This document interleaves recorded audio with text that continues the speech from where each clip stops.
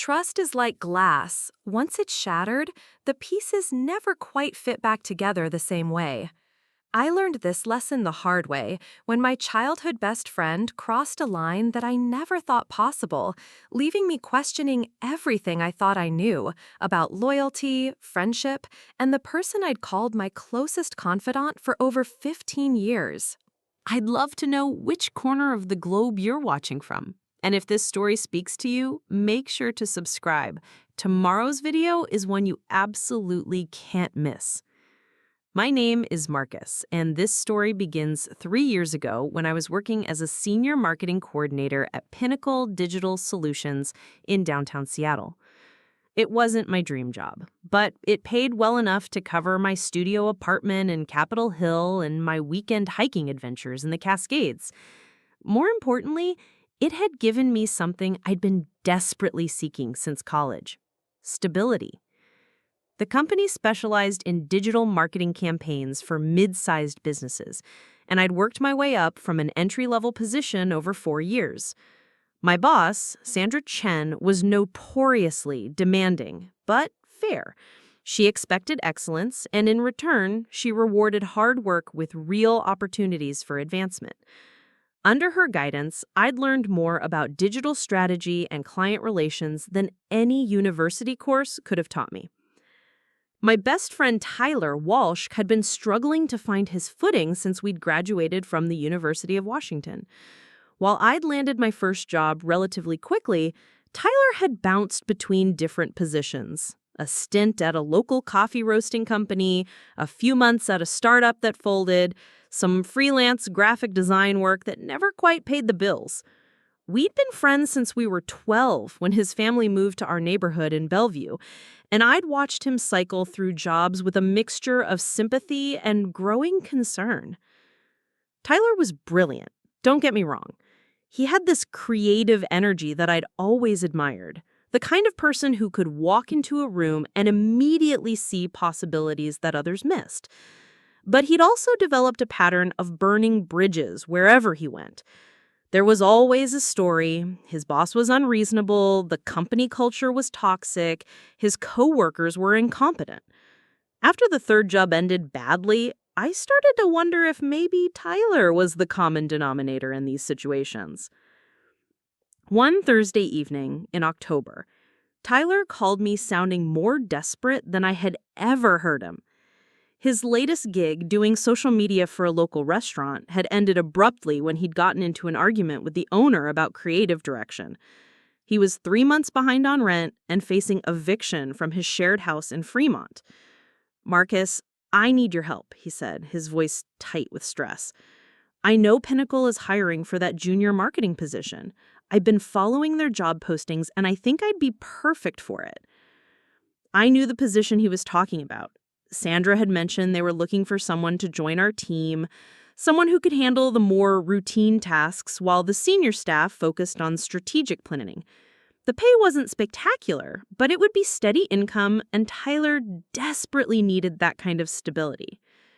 "I can put in a good word for you," I offered, "but you know Sandra. She's going to want to see a solid portfolio and references from your previous jobs."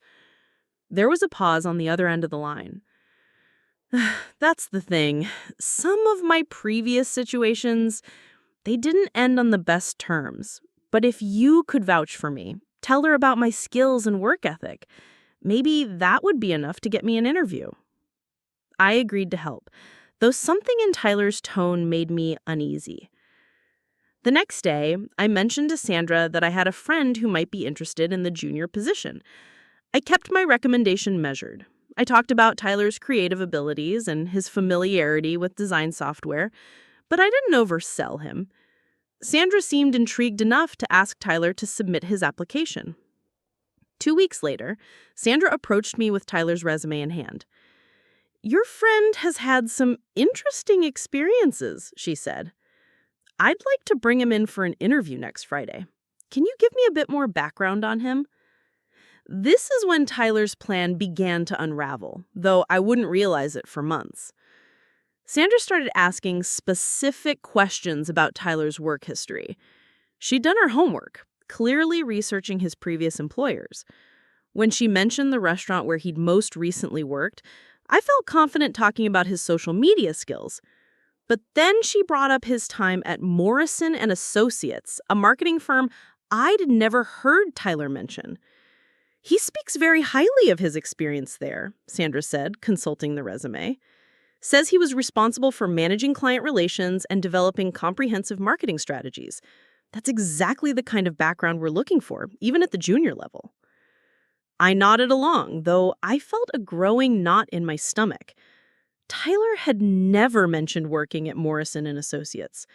In fact, during the time period listed on his resume, I remember him doing freelance graphic design from his bedroom, complaining constantly about how difficult it was to find legitimate clients.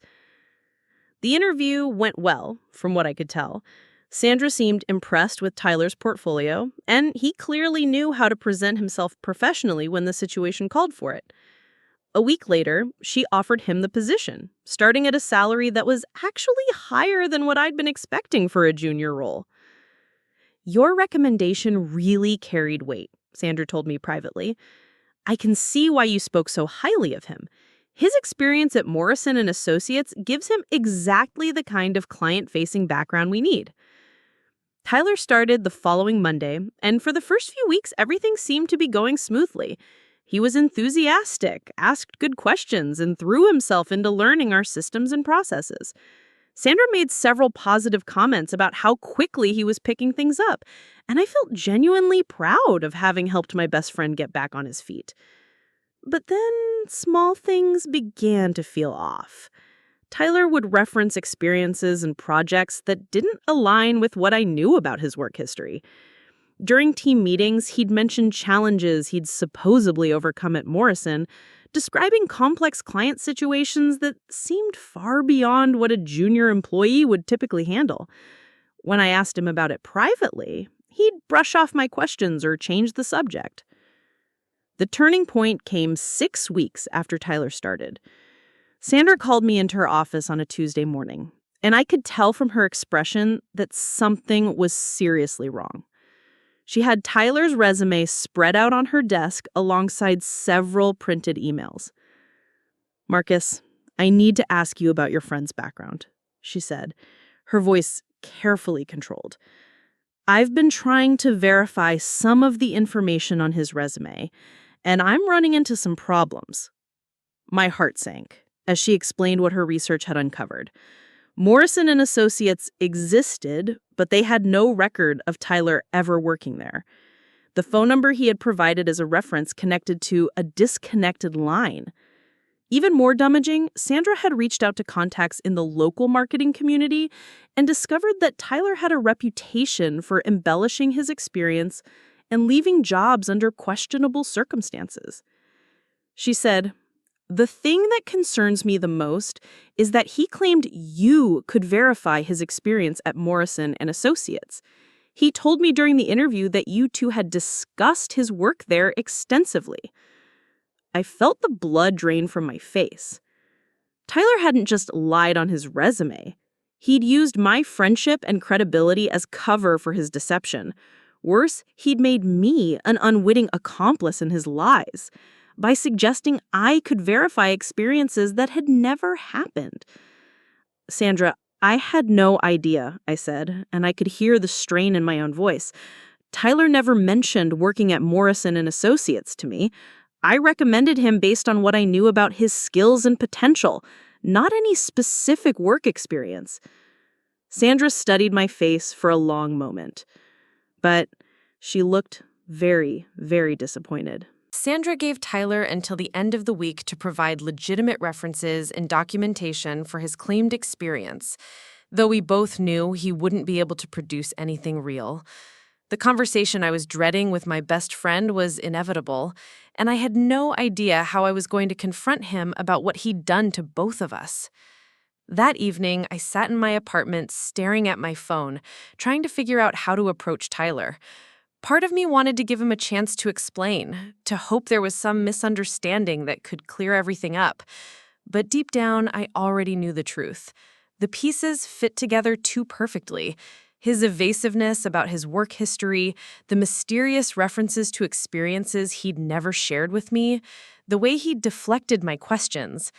I finally texted him around 9 p.m. "We need to talk. Can you come over?" He arrived 20 minutes later with a six-pack of our usual beer and that easy smile that had gotten him out of trouble countless times before. But I could see something different in his eyes, a wariness that hadn't been there in the morning. "What's up, man?" he asked, settling onto my couch as if this was just another casual hangout. "You sounded serious." I didn't waste time with small talk. "Sandra knows about Morrison and Associates." Tyler's entire body went still. The beer he'd been opening slipped from his hands, foam spilling across my coffee table. For a moment, neither of us moved. Then he let out a shaky laugh. "Okay, so maybe I embellished some details on my resume. Everyone does that, right? It's not like I claim to have a PhD or something." "You created an entire fake job, Tyler. A fake company history, fake references, fake experiences. And you told Sandra that I could verify it all?" My voice was rising despite my efforts to stay calm. "Do you have any idea what you could have done to my career?" Tyler ran his hands through his hair, a gesture I'd seen him make since we were kids whenever he was caught in something he couldn't talk his way out of. "Marcus, listen. I can explain." "Then explain. Explain how you thought it was okay to use my friendship as collateral for your lies." He was quiet for a long time, staring at the spilled beer on my table. When he finally spoke, his voice was barely above a whisper. "I was desperate. You don't understand what it's like to be constantly rejected, to have doors slam in your face because of stupid mistakes from years ago. I needed this job, and I knew I could do the work if someone just gave me a chance. So you decided to drag me down with you?" "No, that's not—" Tyler stood up abruptly, pacing to my window. "I never meant for it to affect you. I thought I could just prove myself through my work, and eventually none of the resume stuff would matter. People would see what I could do." "But that's not how the real world works, Tyler. Trust matters. Integrity matters. And you've completely destroyed both." A lot of love and effort went into bringing this story to life. If you're enjoying it, we'd be so grateful if you'd subscribe to our channel. Now, back to where we left off. He spun around to face me, and I saw something I'd never seen in his eyes before. Genuine panic. "What did you tell Sandra? Did you throw me under the bus?" The question hit me like a physical blow. After everything he'd done, he was worried about whether I'd betrayed him. I told her the truth, that I had no idea about Morrison and Associates, and that I'd recommended you based on what I actually knew about your abilities. "So I still have a chance to fix this?" I stared at him in disbelief. "Fix this? Tyler, you lied about your entire professional background. You used my name to legitimize fraud. There's no fixing this." "Come on, Marcus. You know how good I am at thinking on my feet. I can come up with something." "Stop." I held up my hand. "Just stop. I'm not going to sit here and help you dig yourself deeper into this hole." Tyler's expression hardened. "Right, because you've never made a mistake. You've never bent the truth to get ahead. I've never committed fraud and then asked my best friend to be my accomplice." "I never asked you to be my accomplice. I just needed someone to believe in me for once." "Someone to believe in you? Or someone to provide cover for your lies? Because there's a difference, Tyler, and I'm starting to think you don't understand that." The argument escalated from there. Tyler accused me of being self-righteous, of never understanding the pressure he was under. I accused him of being a pathological liar who couldn't take responsibility for his actions. We said things to each other that 15 years of friendship should have prevented. Words that felt like they were burning bridges we'd never be able to rebuild. Finally, Tyler grabbed his jacket and headed for the door. "You know what, Marcus? Maybe this friendship has run its course anyway. You've always looked down on me, always acted like you had everything figured out while I was just stumbling around making mistakes. That's not true, isn't it?" He paused with his hand on the doorknob. "Right, because you recommended me for this job like you were doing charity work, like you were helping the poor, struggling friend who couldn't make it on his own." I recommended you because I cared about you, because I wanted to see you succeed. Well, congratulations. You got to feel good about yourself, and now you get to feel even better about being the righteous one when it all falls apart. The door slammed behind me with a finality that seemed to echo through my entire apartment. The next morning, I arrived at work early, hoping to catch Sandra before the day officially began. I found her in her office, already reviewing reports with her usual coffee and focused intensity. "Marcus," she said when she saw me, "I was hoping we could talk. Have you had any contact with Tyler since yesterday?" "We spoke last night. He couldn't provide any legitimate explanation for the Morrison and Associates situation." Sandra nodded, unsurprised. "I figured as much. I've already started the paperwork to terminate his employment. He'll be asked to clear out his desk this afternoon." I felt a complicated mix of relief and sadness. "Sandra, I want to apologize again for any role I played in this situation. I should have been more thorough in verifying his background before making any recommendations." "Marcus, you acted in good faith based on information you believe to be true. That's what references are supposed to be, honest assessments from people who know the candidate's work. Tyler exploited your trust and friendship in a way that reflects entirely on his character, not yours." Her words should have been comforting, but I still felt the weight of responsibility. "Will this affect my position here? My credibility?" Sandra was quiet for a moment, considering. "Your work speaks for itself, and your integrity over the past 4 years is established. This incident doesn't change my assessment of your professional judgment. However, I would suggest being more cautious about personal recommendations in the future.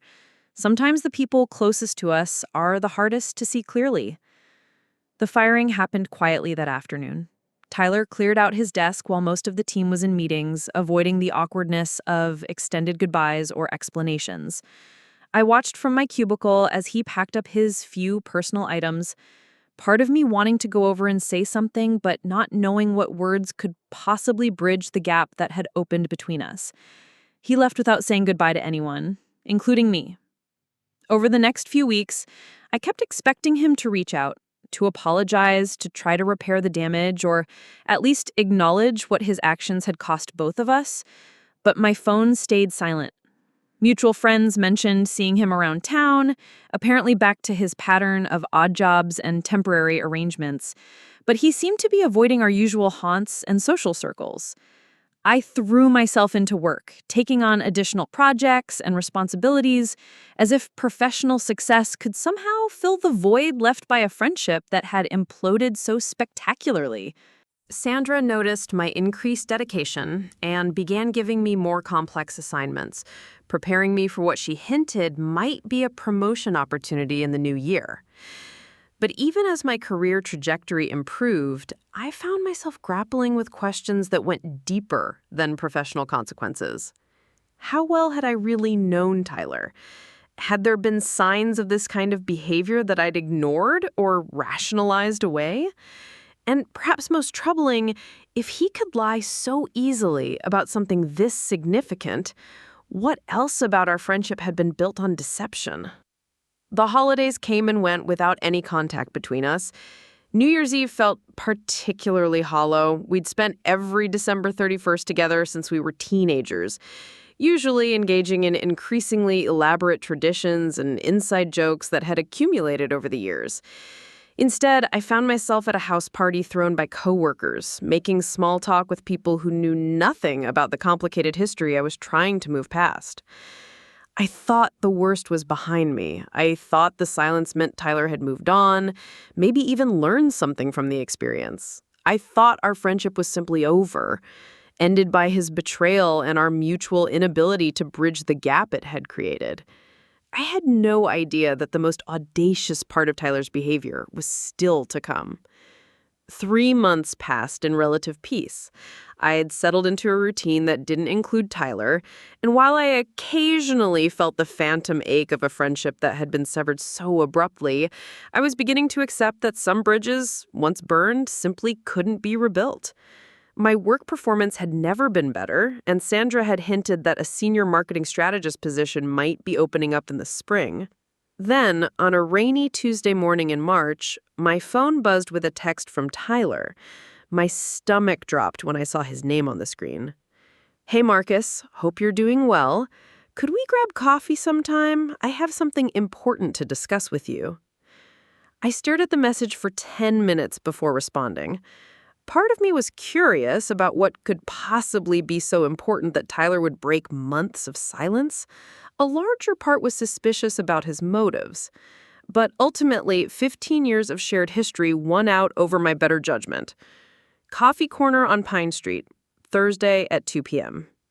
Coffee Corner was neutral territory, a busy cafe in Capitol Hill where we'd spent countless hours during college, but far enough from both our current lives that we wouldn't risk running into people who knew our situation. I arrived early and chose a table in the back corner, positioning myself where I could see Tyler approach. He walked in looking better than I had expected. His clothes were nicer than usual, and he carried himself with a confidence that seemed genuine, rather than the forced bravado I'd grown to accustomed to seeing from him. He spotted me immediately and walked over with that same easy smile, though I noticed it didn't quite reach his eyes. "Marcus, thanks for meeting me," he said, sliding into the chair across from me.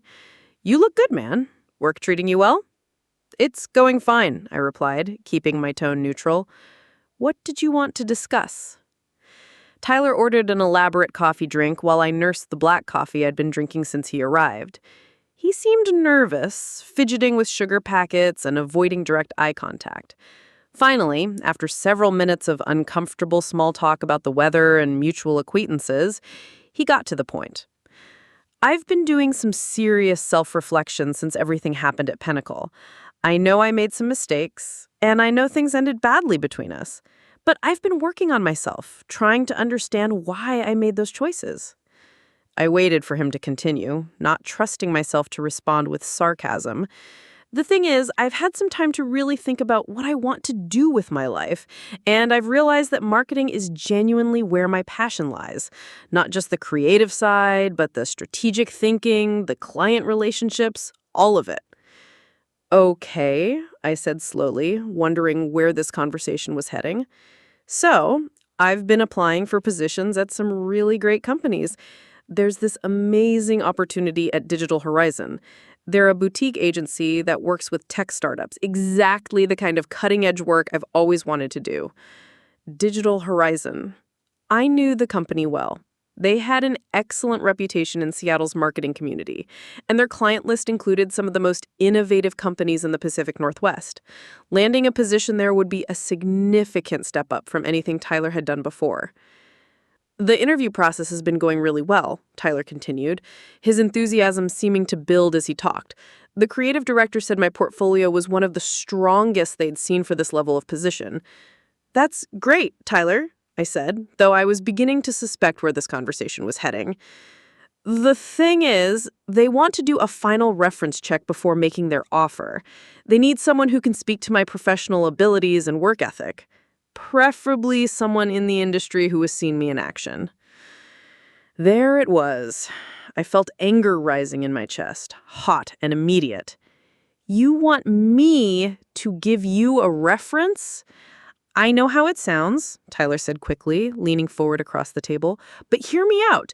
You've seen what I can do when I'm focused. You know I have the skills for this kind of work, and honestly, you're one of the only people in marketing who knows my capabilities and would be willing to speak for me." I stared at him in disbelief. "Tyler, you lied your way into a job, used my name to legitimize that lie, and got fired for fraud? And now you want me to recommend you for another position? That's not fair, Marcus. What happened at Pinnacle it was a mistake. I was desperate, and I made some bad choices, but I've learned from that experience." "Have you? Because from where I'm sitting, it looks like you're about to make the exact same mistake again. Are you being honest with Digital Horizon about your work history?" Tyler's pause was answer enough. "I've been completely honest about my skills and abilities," he said carefully. And I've learned not to embellish details that can't be verified. But some of the specifics about why I left previous positions, those are complicated situations that don't necessarily reflect my potential as an employee. In other words, you're still lying, just more carefully this time. I'm presenting myself in the best possible light, which is what everyone does in job interviews. The difference is that now I have you, someone who can honestly speak to my abilities without any of the baggage from previous employers. The audacity of his request was breathtaking. Not only was he asking me to vouch for him professionally after what he'd done, but he was essentially asking me to help him cover up his pattern of problematic behavior with previous employers. Tyler, even if I wanted to help you, which I don't, what exactly would I say? That I worked with you for 6 weeks before you were fired for lying on your resume? You could talk about the work you saw me do while I was there. Sandra said I was performing well, right? You could focus on my creative abilities, my technical skills, my potential. My potential endorsement would be based on 6 weeks of work that you obtained through fraud. How is that honest? Tyler's expression hardened. Look, I know you're still angry about what happened, and I get it, I really do.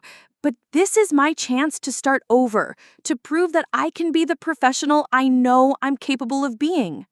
Start over by asking me to lie for you? I'm asking you to focus on the positive aspects of what you observed, rather than getting bogged down in the circumstances that ended my time at Pinnacle. I took a long sip of my coffee, trying to process what was happening. Tyler wasn't asking for forgiveness. He wasn't acknowledging the full scope of what he'd done wrong. He was asking me to become a willing participant in his continued deception. What makes you think I would ever agree to this? I asked. Because underneath all this anger, you still care about me. We were best friends for 15 years, Marcus. That has to count for something. And because you know that I'm capable of good work when I'm in the right environment. You're right that I cared about you. Past tense. But caring about someone doesn't mean enabling their self-destructive behavior. This isn't self-destructive. This is me trying to build a better future. Built on the same foundation of lies that got you fired from Pinnacle. Tyler sat back in his chair, studying my face. So, that's it. You're just going to write me off completely? I'm not writing you off. I'm refusing to participate in your ongoing pattern of dishonesty. Even if it means I don't get this job, even if it means I'm stuck in the same cycle of dead-end positions and financial instability. Tyler, your career problems aren't my responsibility to solve, especially not by compromising my own integrity. Your integrity, Tyler repeated, his tone becoming bitter. Right, because you're so much better than me. This isn't about being better or worse. This is about learning from mistakes instead of repeating them. So you're just going to abandon me when I need you most? I'm not abandoning you. I'm refusing to be an accomplice to fraud. There's a difference. Tyler's mask finally slipped completely. Fine, but don't expect me to forget this, Marcus. When you needed me over the years, I was always there for you. The least you could do is return the favor. When I needed you, I never asked you to lie for me. I left him sitting at the table, his expensive coffee growing cold as he stared at his phone screen. As I walked back to my car, I felt a strange mixture of sadness and relief. Sadness for the friendship that had truly ended that day, and relief that Tyler had finally shown me exactly who he'd become. Or maybe who he'd always been, beneath the surface I'd chosen not to look too closely at. But I had no idea that Tyler wasn't done trying to drag me into his mess. The conversation at Coffee Corner was just the beginning of a campaign that would test every boundary I thought I had established. I thought my firm rejection at Coffee Corner would be the end of it. Tyler had always been persistent, but he had also been pragmatic enough to recognize when a situation was truly hopeless. I assumed he would find another way to handle his reference situation, possibly by being honest with Digital Horizon or finding someone else to vouch for him. I was wrong. The text messages started the next day. At first, they seemed almost reasonable. Tyler asking me to, quote, reconsider and, quote, think about what our friendship meant, unquote. But as the hours passed, the messages became more frequent and increasingly desperate. Tyler, I know you're angry, but this job could change everything for me. Please, just think about it. I've been up all night thinking about our conversation. Maybe we could meet again and find a compromise. Digital Horizon is expecting your call by tomorrow. I told them you were traveling for work this week, but they're getting impatient. That last message made my blood run cold. Tyler was still telling people I had agreed to provide a reference, despite my explicit refusal. He was buying himself time while continuing to use my name in his application process. I called him immediately. Tyler, you need to stop. I told you clearly that I'm not giving you a reference. Marcus, listen. No, you listen. Stop telling Digital Horizon that I'm going to call them. Stop using my name in your job application. This ends now. You're being unreasonable. All I need is a 5-minute phone call where you confirm that I'm capable of doing good work. Is that really too much to ask? Yes, it is too much to ask, because it would be a lie. How would it be a lie? You saw me work at Pinnacle. You know I was doing well before everything fell apart. The circular nature of his logic was exhausting. Tyler, I'm hanging up now. Do not contact me again about this. But he didn't stop. The messages continued throughout the week, becoming more manipulative with each passing day. Tyler began bringing up specific memories from our friendship, times when he'd helped me through difficult periods, favors he'd done for me over the years, moments when his support had meant everything to me. Remember when your dad was in the hospital junior year and I drove you to Spokane every weekend for 2 months? I never asked for anything in return. You crashed at my place for 3 weeks when you first moved to Seattle. I didn't hesitate to help you when you needed it.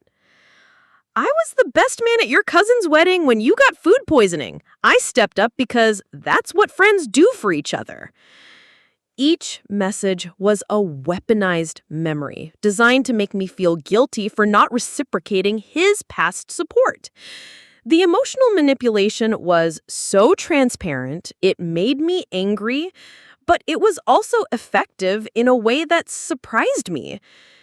Despite everything Tyler had done, despite his continued dishonesty and boundary violations, part of me still felt the pull of 15 years of shared history. On Thursday evening, Tyler showed up at my apartment building. I was coming home from the gym when I found him sitting in the lobby, chatting casually with Mrs. Rodriguez, my elderly neighbor, as if he belonged there. Marcus, perfect timing, he said, standing up with that practiced smile. I was hoping we could continue our conversation from yesterday. Mrs. Rodriguez beamed at me. Your friend was just telling me about the wonderful job opportunity he has. He seems so excited about it. I forced a smile and nodded, not wanting to create a scene in front of my neighbor. Tyler, could I speak with you outside? Once we were on the sidewalk, I turned to face him. What are you doing here? I needed to see you in person. Phone calls and text messages aren't working, and I think there's been some miscommunication between us. There's been no miscommunication. I told you clearly that I won't provide a reference, and I told you to stop contacting me about it. But you haven't heard my new proposal, Tyler said, pulling out his phone. I've been thinking about this all wrong. Instead of asking you to focus on just the work you saw at Pinnacle, what if we expanded the reference to include things you knew about my abilities before I even got that job? He showed me notes he'd apparently made about our college years, listing projects we'd worked on together, skills he'd demonstrated in group assignments, even volunteer work we'd done for various campus organizations. See, there's a whole foundation of experience you could speak to that has nothing to do with what happened at Pinnacle. You could honestly say you've known me for 15 years and observed my work ethic and capabilities in multiple contexts. The notes were detailed and surprisingly well organized.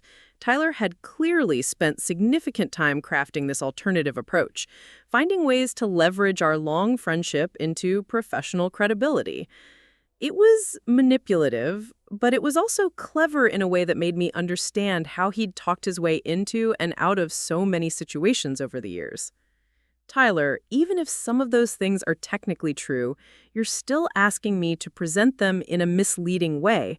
You're asking me to help you get a job by focusing on college projects from 10 years ago instead of your recent professional behavior. I'm asking you to present a complete picture of who I am, not just the worst moment of my career. The worst moment of your career was also a betrayal of our friendship. How do you not understand why that matters? Tyler's expression shifted, becoming more aggressive than I'd seen since our argument in my apartment months earlier. You know what I think, Marcus? I think you like feeling superior to me. I think you enjoy watching me struggle because it makes you feel better about your own life. That's not true, isn't it? You've always been the responsible one, the one with the stable job and the clear path forward. Maybe part of you is glad that I'm still struggling because it validates your choices. Tyler, you're projecting. I've tried to help you multiple times over the years, including recommending you for the pinnacle job that started this whole mess. And now I'm asking for your help again, and you're refusing. What does that tell you about what kind of friend you really are? The conversation was spiraling into familiar territory. Tyler deflecting responsibility by attacking my character and motivations. I'd seen this pattern play out in his descriptions of previous jobs and relationships, but I'd never been on the receiving end of it myself. I'm not going to stand here and let you manipulate me into feeling guilty for maintaining my boundaries, I said. Find another reference, Tyler. There have to be other people in your life who can speak to your abilities. Like who? My last 3 employers who all have negative things to say about me? College professors I haven't spoken to in 8 years? My family who think I'm a professional failure? The desperation in his voice was genuine, and for a moment I felt a flicker of the sympathy that had driven me to help him in the first place. But then I remembered the lies, the manipulation, the way he'd used my friendship as cover for his deception. That's not my problem to solve, I said firmly. I'm sorry your professional relationships haven't worked out, but that's a consequence of choices you've made repeatedly over the years. So you're just going to abandon me after everything we've been through together? I'm not abandoning you. I'm refusing to participate in a pattern of behavior that's destructive for both of us. Tyler stared at me for a long moment, and I could see him calculating his next move. Finally, he pulled out his phone and showed me another message thread. Digital Horizon called me today. They said they haven't been able to reach you and they're concerned about moving forward without completing their reference checks. They've given me until Monday to provide an alternative contact, or they're going to withdraw their offer. Then you need to provide an alternative contact. There is no alternative contact, Marcus.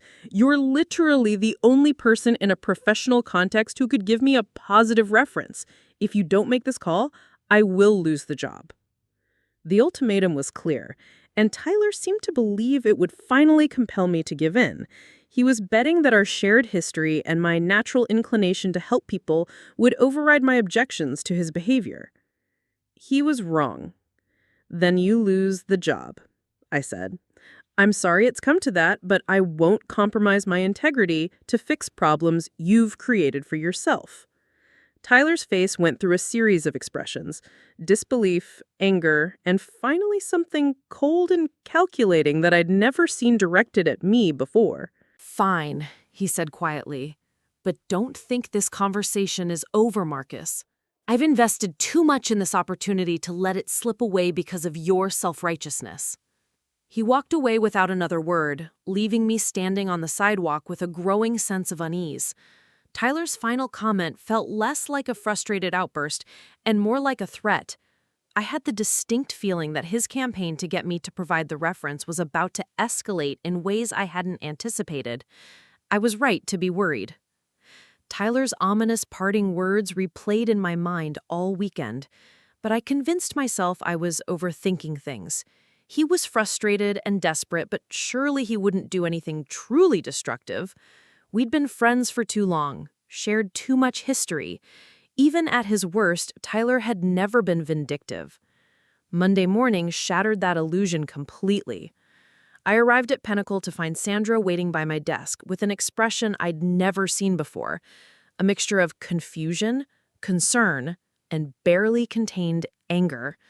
She was holding a printed email in her hand, and I could see my name mentioned several times in the visible text. Marcus, we need to talk. My office, now. The walk to her office felt like a death march. Other employees glanced up from their desks as we passed, and I could sense that something significant had happened. Sandra closed the door behind us and gestured for me to sit down. I received an interesting email this morning, she began, settling behind her desk with the printed pages spread in front of her. It's from someone claiming to be a concerned colleague who wanted to alert me to what they describe as ongoing professional misconduct involving you and Tyler Walsh. My stomach dropped. What kind of misconduct? Sandra picked up the first page and began reading. According to this anonymous message, you and Tyler had been conspiring together long before he applied for the position here. A writer claims you helped Tyler fabricate his resume, specifically the Morrison and Associates experience, and that you coached him on how to present false information during his interview. The blood drained from my face. Sandra, that's completely untrue. I had no idea about Morrison and Associates until you brought it to my attention. I know that, Marcus, but let me finish. She moved to the second page. The email goes on to claim that since Tyler's termination, you've been providing positive references for him to other employers, including something called Digital Horizon, despite knowing about his fraudulent background. That's also false. I explicitly refuse to provide Tyler with any references. The writer seems to have quite a bit of specific information. They mention exact dates of alleged conversations between you and Tyler, details about his current job applications, even quotes from what they claim were phone calls you made on his behalf. I felt sick. Tyler had somehow transformed our private conversations into evidence of a conspiracy that had never existed. Worse, he'd created detailed fiction about reference calls I never made, weaving together enough real information to make his lies seem credible. Sandra, I swear to you, none of this is true.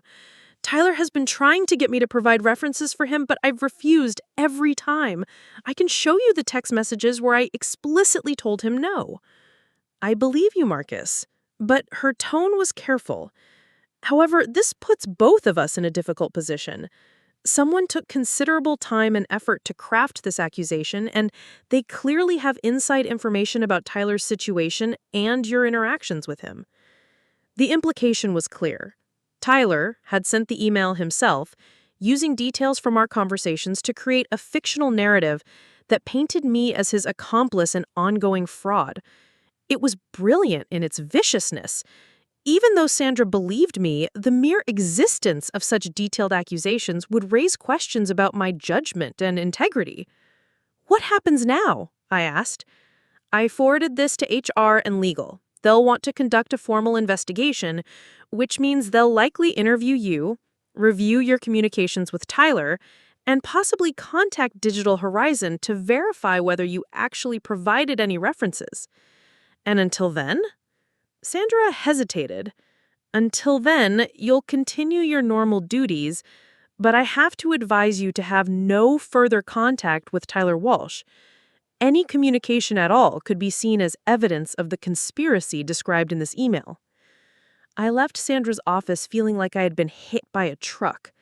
Tyler hadn't just escalated his manipulation, he'd weaponized it, turning our friendship and his desperate job search into an attack on my professional reputation. The genius of his approach was that even proving my innocence would require me to discuss our private conversations and explain his behavior, making me look either naive or complicit. The HR interview happened that afternoon. Janet Collins, Pinnacle's head of human resources, was professional but thorough, asking detailed questions about my relationship with Tyler, the timeline of his job application and termination, and any subsequent communications we'd had. Can you walk me through your interactions with Mr. Walsh since his termination? She asked, taking notes on a legal pad.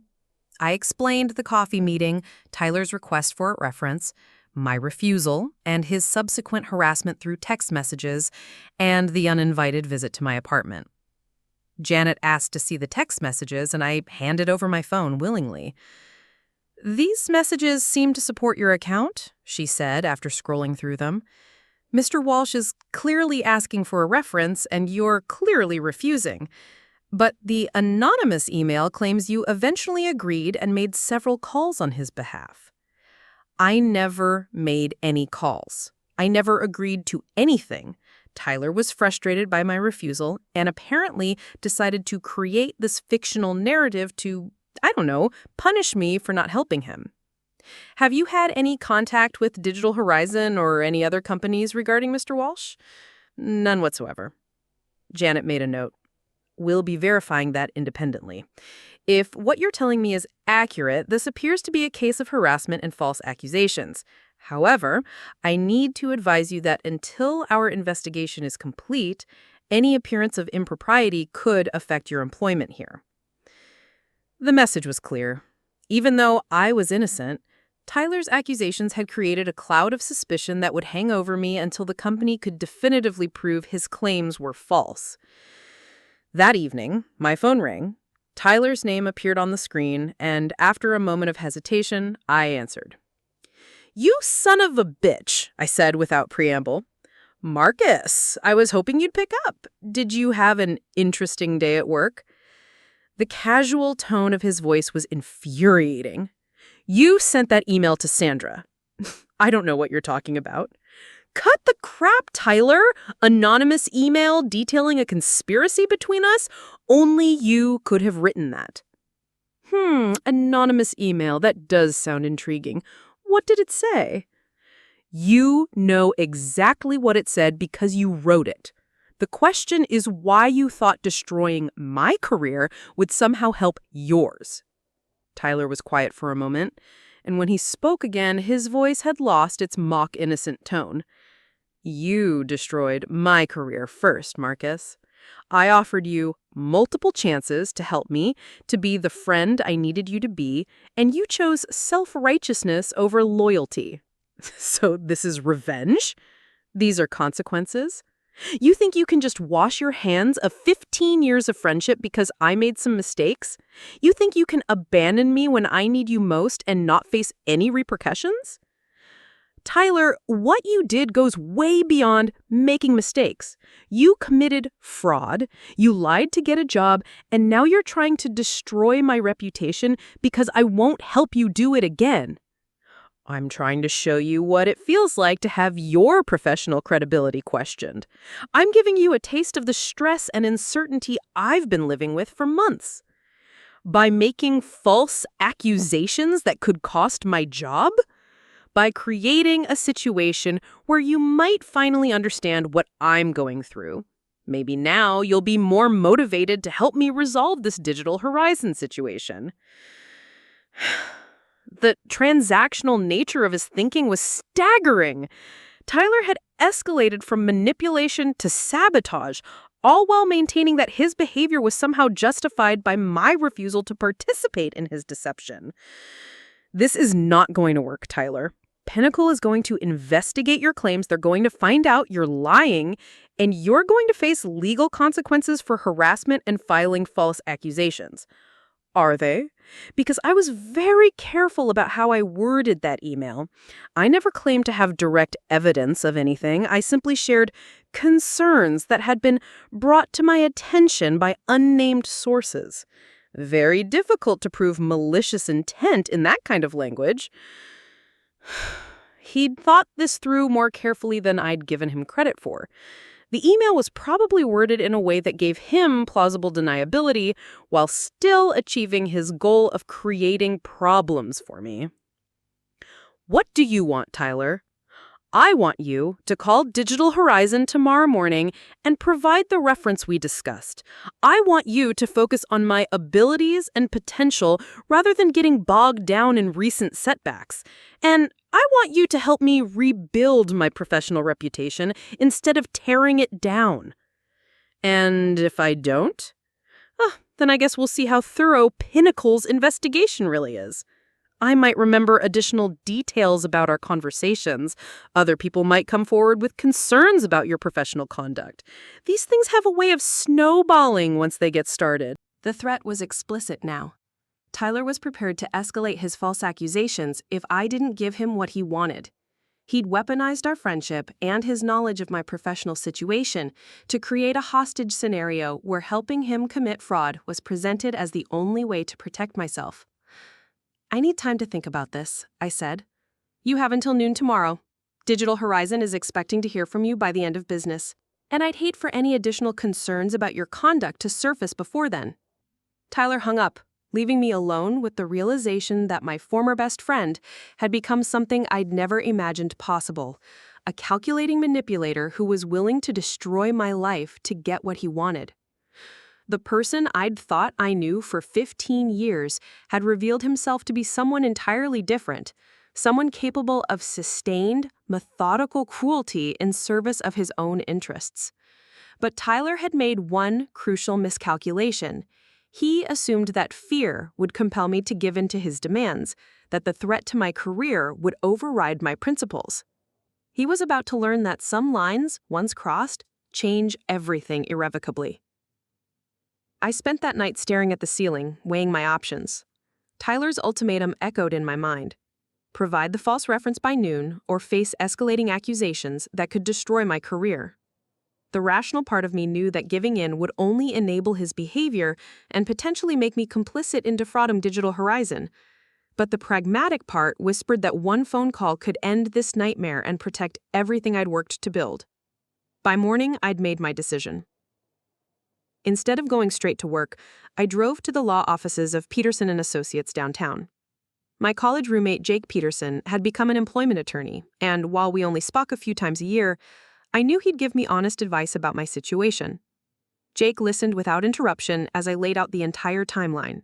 Tyler's fraudulent resume, his termination, his escalating demands for a reference, and finally, his anonymous accusations to my employer. When I finished, Jake leaned back in his chair and whistled softly. "Marcus, this is textbook workplace harassment and potential extortion. Tyler is using threats to try to compel you to commit fraud on his behalf." But could his accusations actually damage my career, even if they're false? In the short term, absolutely. Even unfounded allegations create problems: investigations, documentation in your HR file, potential damage to professional relationships. But the good news is that Tyler has left a clear evidence trail of his harassment. Jake pulled out a legal pad and started making notes. Those text messages demanding references, the documented timeline of his termination for fraud, the suspicious timing of the anonymous email right after you refused to help him, it all paints a picture of retaliatory harassment. So what should I do? Document everything, but don't engage with Tyler anymore. Let your company's investigation proceed and consider filing a police report for harassment. Most importantly, don't give him that reference, no matter what he threatens. The moment you make that call, you become complicit in fraud.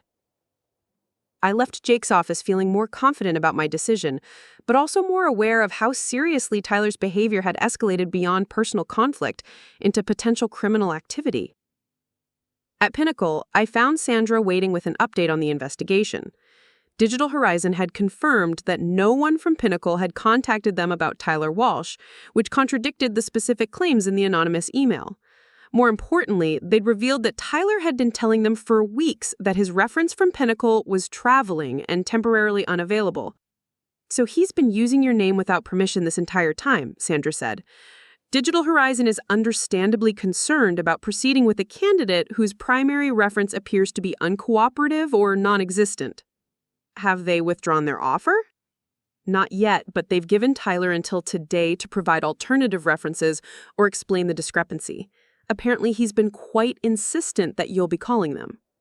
I felt a grim satisfaction knowing that Tyler's deadline pressure was coming from Digital Horizon's growing impatience, not just his own desperation. His web of lies was finally collapsing under its own weight. At 11:47 a.m., 13 minutes before Tyler's self-imposed deadline, my phone rang. "Time's running out, Marcus," Tyler said without preamble.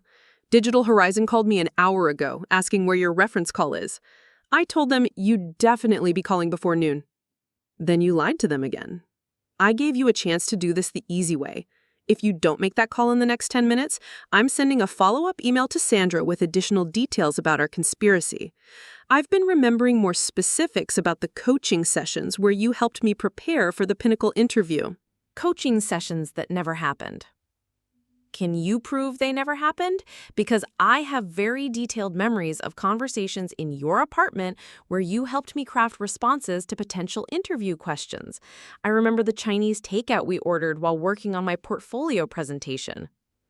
Tyler was adding layers of fabricated detail to make his accusations seem more credible. The mention of Chinese takeout was particularly insidious. We'd ordered Chinese food countless times over the years, so there would be evidence of those orders in our shared history, even if none of them were related to interview preparation. You're describing normal conversations between friends and retroactively claiming they were criminal conspiracies. I'm describing the truth as I remember it, and my memory might get even more detailed if you don't make that phone call. I looked at the clock on my computer screen. 11:51 a.m. Tyler, I'm not making the call. Then you're making a huge mistake. Maybe, but it's my mistake to make. Fine, don't say I didn't warn you. Tyler hung up, and I spent the next hour waiting for the other shoe to drop. At 1:15 p.m., Sandra appeared at my desk again. Another email? I asked. No, actually. Something much more interesting. She was holding a different set of papers, and her expression was grimmer than before. Digital Horizon called me directly. Apparently, Tyler gave them my contact information and claimed I had additional insights about his work performance that might help with their decision. What did you tell them? I told them the truth, that Tyler Walsh was terminated from Pinnacle Digital Solutions for falsifying his employment history, and that I would not recommend him for any position requiring honesty and integrity. I felt a wave of relief mixed with vindication. How did they react? They were extremely grateful for the information. Apparently, Tyler had been pressuring them to make a decision quickly, claiming he had other offers pending. They'd been feeling rushed and hadn't completed their usual due diligence. So they withdrew the offer? Immediately. But here's where it gets interesting. Sandra sat down in the chair next to my desk. Digital Horizon asked me specifically about you because Tyler had been so insistent that you would provide a positive reference. When I explained that you had explicitly refused to provide any references, they mentioned something curious. What? Tyler had given them a backup plan. He said if you weren't available, they could contact someone named Michael Torres, who had worked with both of you on several projects. He provided a phone number and email address. I'd never heard of Michael Torres. That's not a real person. We figured as much. Digital Horizon tried the number yesterday. It goes to a voicemail with a generic message. But here's the really interesting part. The email address is registered to the same IP address as Tyler's personal accounts. The implications hit me immediately. Tyler had created a fake reference, complete with false identity and contact information, as a backup plan for when I refused to help him. He'd been prepared to impersonate a fictional colleague to support his fraudulent application. That's identity fraud. Among other things. Digital Horizon is considering filing a report with the FBI's Internet Complaints Center. Creating false identities for employment fraud is a federal offense. Sandra handed me the printed emails showing Tyler's Michael Torres persona. The fake reference was detailed and sophisticated, describing collaborative projects and professional accomplishments that sounded plausible but were entirely fictional. There's more, Sandra continued. After Digital Horizon withdrew their offer, Tyler called them back claiming there had been a misunderstanding. He accused them of contacting you and me without his permission and threatened to sue them for interfering with his employment prospects. He threatened to sue Digital Horizon for doing reference checks? Apparently, he claimed they had violated his privacy by contacting previous employers without explicit written consent. Complete nonsense legally, but it shows how far he's willing to go to blame everyone but himself for the consequences of his behavior. I stared at the evidence of Tyler's escalating deception, trying to reconcile the calculating fraudster described in these documents with the friend I'd known since middle school. The Tyler I'd grown up with had been impulsive and sometimes irresponsible, but this level of methodical dishonesty felt like it belonged to a completely different person. Sandra, I need to ask, is my job safe? Tyler's accusations, this whole situation. Marcus, if anything, this investigation has demonstrated your integrity. You consistently refuse to participate in Tyler's schemes. You've been honest and cooperative throughout our inquiry, and your work performance has remained excellent despite significant personal stress. She paused, then smiled for the first time in days.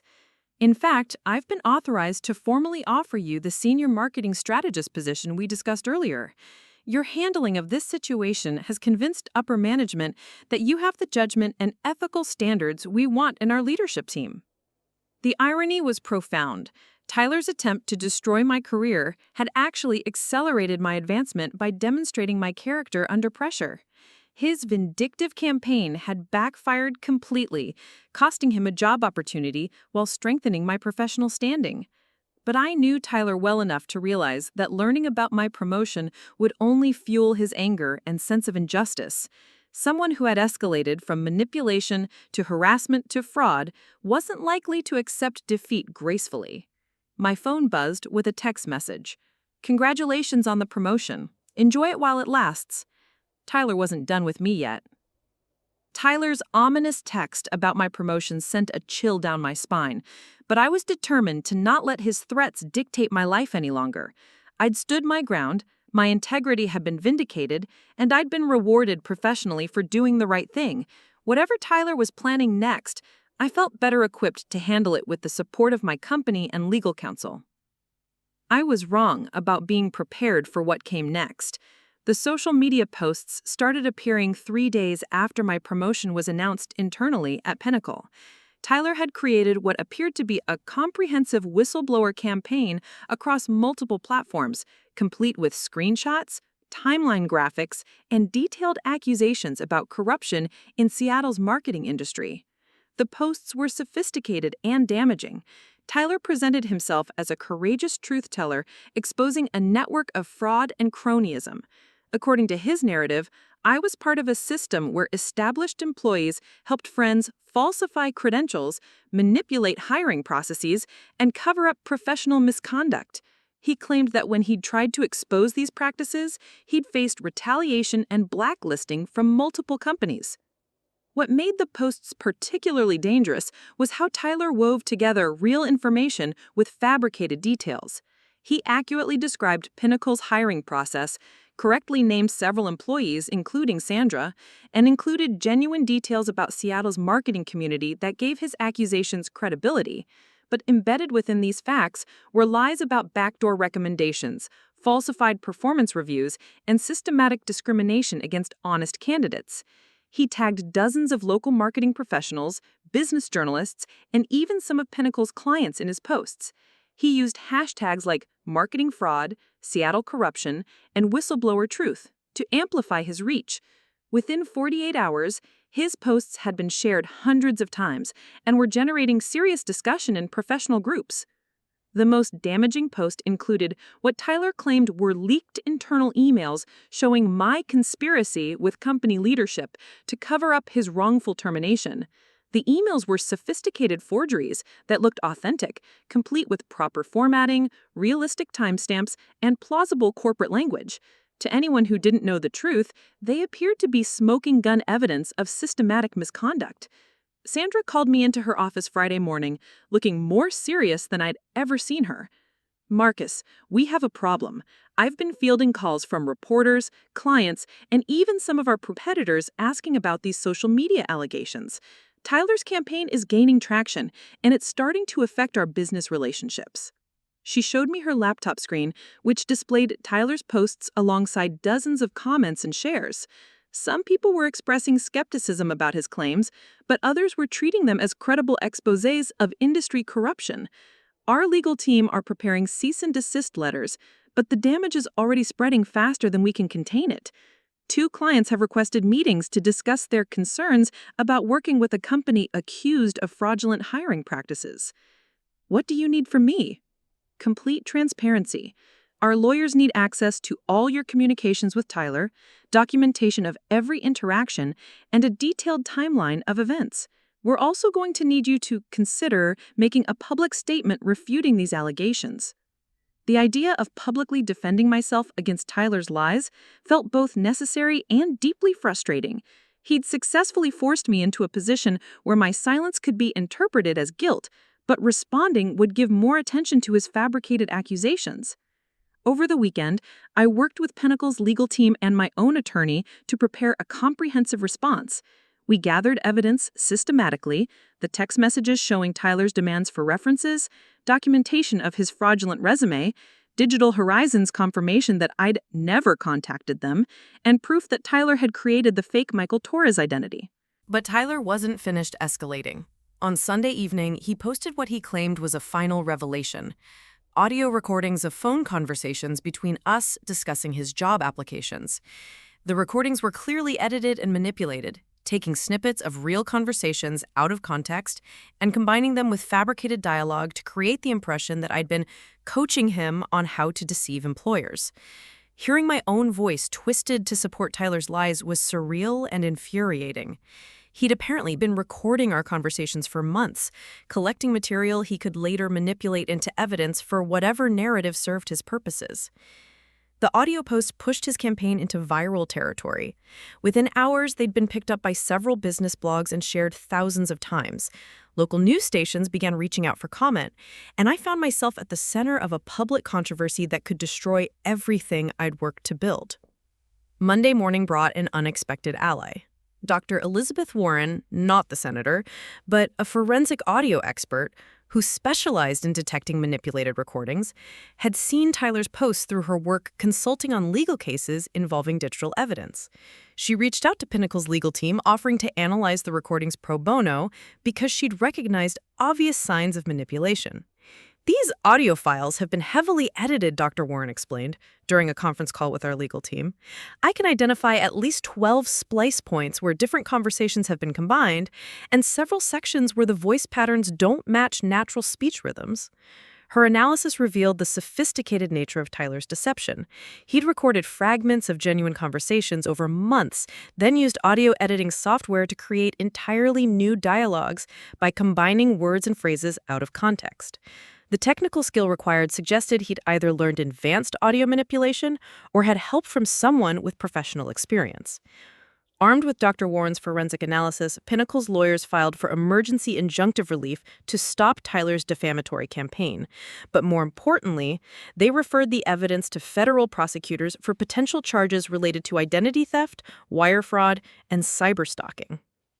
The turning point came Tuesday afternoon.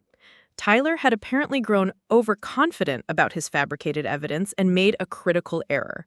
He posted what he claimed was a recording of me explicitly agreeing to help him deceive Digital Horizon about his qualifications.